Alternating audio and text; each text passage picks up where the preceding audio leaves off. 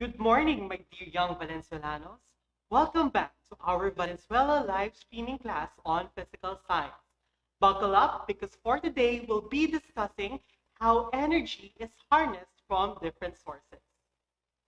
In particular, after this session, you should be able to describe how energy is harnessed from the following sources: fossil fuels, biogas, geothermal, hydrothermal, batteries, solar cells, and biomass. Let us first have a review of energy sources which you have learned in your previous grade levels. When we say renewable energy sources, we are talking about those that are naturally replenished through ecological cycles on a regular basis and has a very rapid renewal rate. Meanwhile, non-renewable energy sources are finite, meaning limited, so they get depleted over time. Once used, it may take over 1,000,000 years to be replaced. Now, let us have an activity called Let Us Segregate. Based on our definition, categorize the following on whether they fall under renewable or non-renewable energy sources. If you think that the energy source is renewable, give this a heart reaction and a wow reaction if you think otherwise. Are you ready? You will be given 5 seconds to answer. Are you ready? Let's start. The first is biomass. Is it renewable or non-renewable?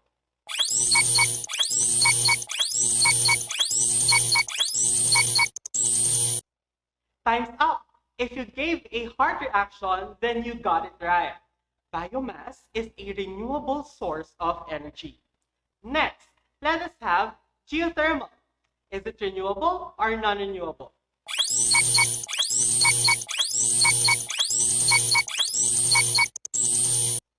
Time's up. If you think that the answer is renewable, then congratulations, you are correct. Number 3, let us have fossil fuel. Is it renewable or non-renewable?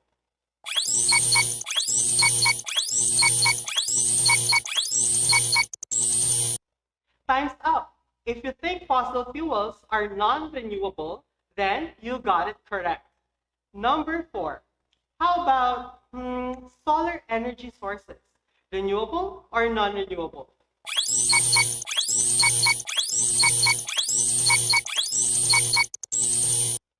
Time's up. If you hit the heart reaction button, then you made the right choice. Solar energy sources are renewable.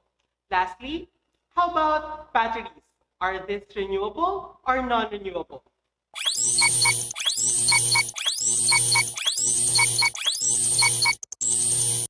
Time's up. If you thought of a disposable battery and clicked the wow reaction button, then you are correct. On the other hand, if you thought of solar and reusable batteries and chose to click the heart reaction button, don't worry, you are still correct. Congratulations, my dear young Valenzuelanos. You did very well. It looks like your mental faculties are now ready for today's lesson. Electricity. Electricity has been fully integrated in our daily lives. This is evident from your electric fans to keep you cool, light bulbs to let you do your household chores even at night, and the gadget that you're using right now allows you to watch Venezuela live classes. Thanks to the second industrial revolution in the early 20th century, humanity was enabled to advance technology to make work more efficient and effective. However, do you know where and how electricity is generated?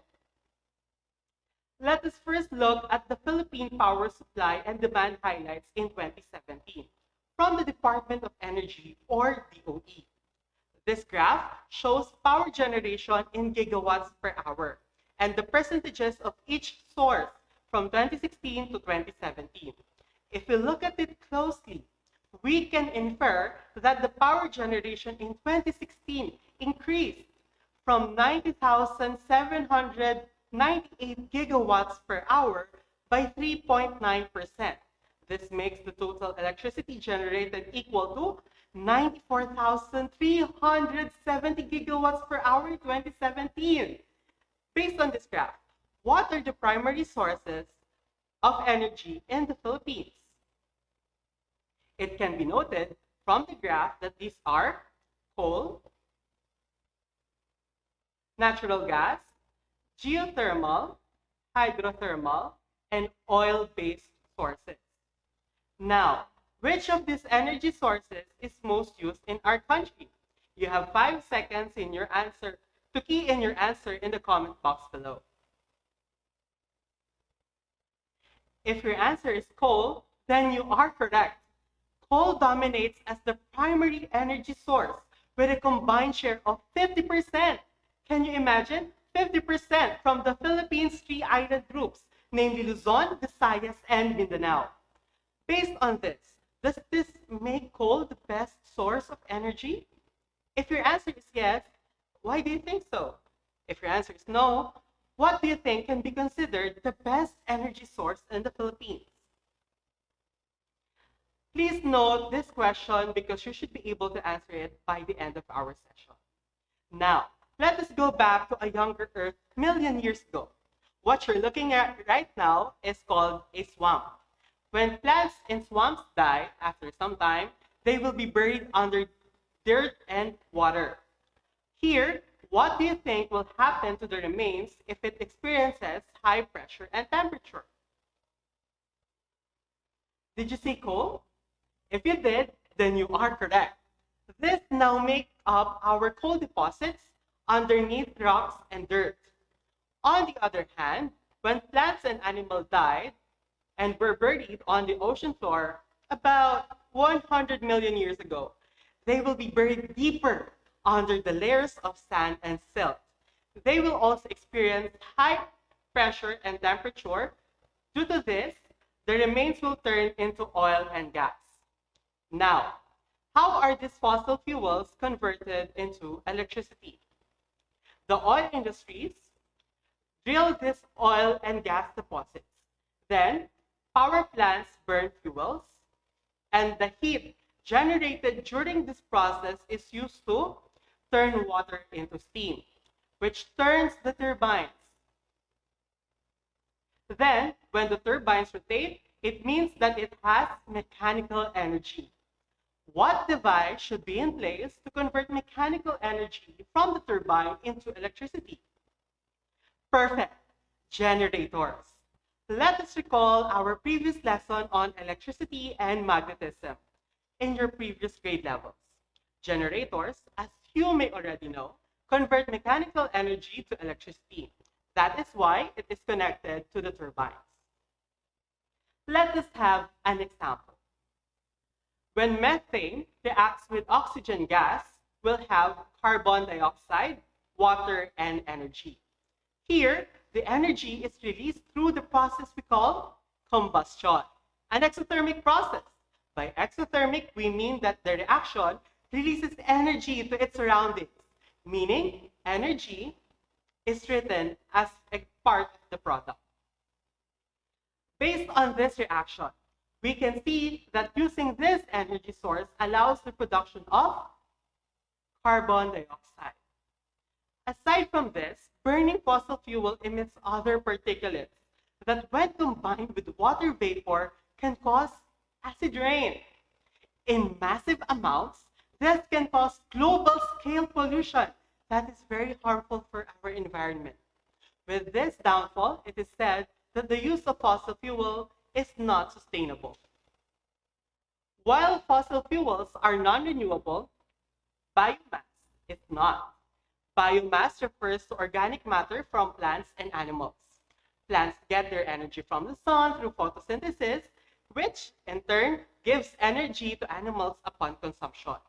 Crops and animal wastes are naturally replenished and are dumped in landfills. They can be burned into biofuels like ethanol. Wood is also a biomass fuel. Unfortunately, burning it will also produce carbon dioxide. If this is the case, why do we consider biomass as a renewable source of energy? Excellent. As long as we make a conscious effort to replenish the trees that we cut and utilize, biomass can be a sustainable energy source. Now, for geothermal and hydrothermal power plants, of course, from the word thermal, we'll note that the key here is heat. The difference between these two is the source of heat. Geothermal power plants make use of the heat contained in the molten rocks beneath the Earth's crust. On the other hand, hydrothermal power plants utilize the heat from hot water in hydrothermal vents near volcanoes and ocean basins. With this heat, how do you think power plants produce electricity? The heat obtained from these sources is used to produce steam that drives the turbines connected to the generators. And again, generators will convert mechanical energy into electricity. Both of these are considered renewable sources of energy. Well, nowadays, you'll see people using electric devices anywhere, be it on your way to an errand, talking over the phone, even while walking around the house, or using a flashlight due to a power interruption, just like what we had last week due to the typhoon. You can do that now even without sitting near your electric plugs. And that's all thanks to Alessandro Volta. Does the name sound familiar? Right. In 1800s, he introduced the first voltaic cell, which is more commonly known as battery. Batteries or electrochemical cells convert chemical energy into electricity. These are mostly low-intensity sources, but are portable and efficient. We have two types of batteries, primary batteries and secondary batteries.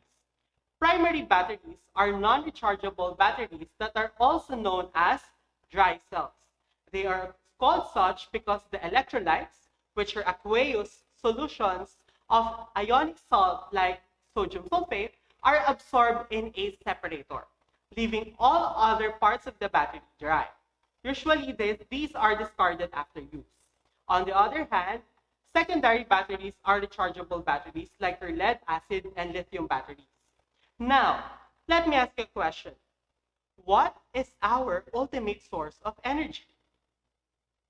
If your answer is the sun, then you are correct.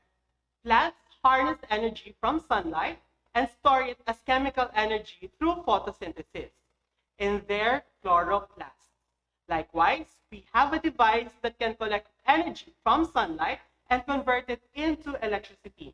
What do you call this device? If your answer is solar cells or photovoltaic cells, then you are correct. Solar cells are the building blocks of solar panels. They collect solar energy and convert them into electricity. As long as we have the sun, theoretically, we can harness energy, and that will remain true after 1,000,000 years. However, it is relatively expensive, considering the materials needed to build a solar panel.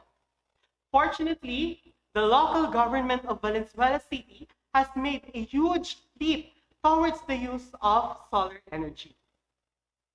We have two in-city solar farms, one in Barangay Isla, inaugurated in 2015, and one in Barangay Tagalog, which was inaugurated last year. Hey, we're now done discussing how to harness energy from different sources. It must be noted that even though we have these diverse energy sources, the key is to have a conscious effort to understand and practice energy conservation and sustainable living. If you want to know more about that, please read the Week 7, Day 3 part of your module. Let us summarize everything that we have discussed today. First, we have two types of energy sources, and these are renewable and non-renewable sources. For non-renewable sources, we have fossil fuel and disposable batteries. On the other hand, we have biomass, geothermal, hydrothermal, and solar for non-renewable sources. For most power plants, water is heated by different means depending on its type.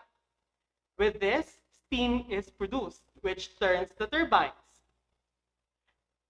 Then the generator converts the mechanical energy from the turbine into electricity. This electricity is now transmitted to your homes through electric lines and transformers. Now, the floor is open for questions.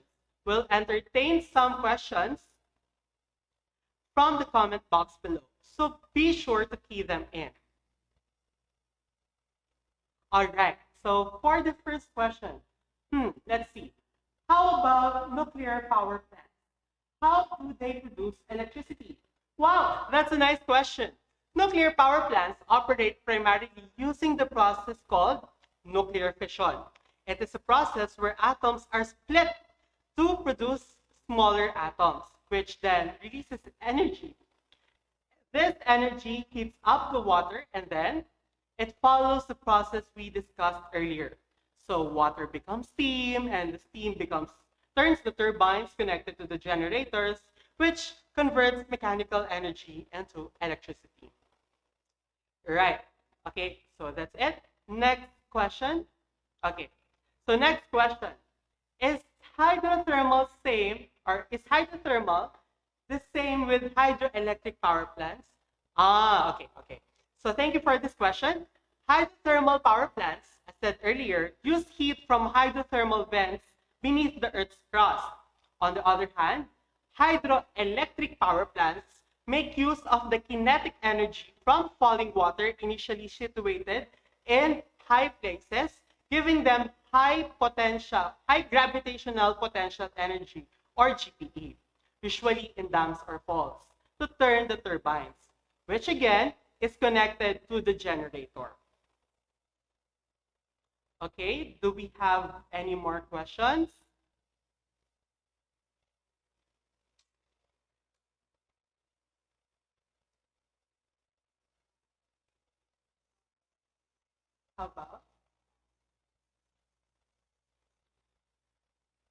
How about dam? Okay, so again, as I've said, this was answered a while ago. Dams produce the power plants that is related to the dams is hydroelectric power plants. So it makes use of the high gravitational potential energy of the water from high places. So yeah, that's it. Thank you, Emilio Alvarez. Let's talk about that tomorrow in our follow-up discussion. Okay, I think that's it. Should you have any other questions that were not answered, please reserve them for your follow-up discussion tomorrow. Also, I would like to remind everyone to please continue answering the unit on energy sources on your modules. Once again, this has been Sir I am, your physical science teacher for today. Bidding goodbye for now. Keep safe until we meet again. Bye!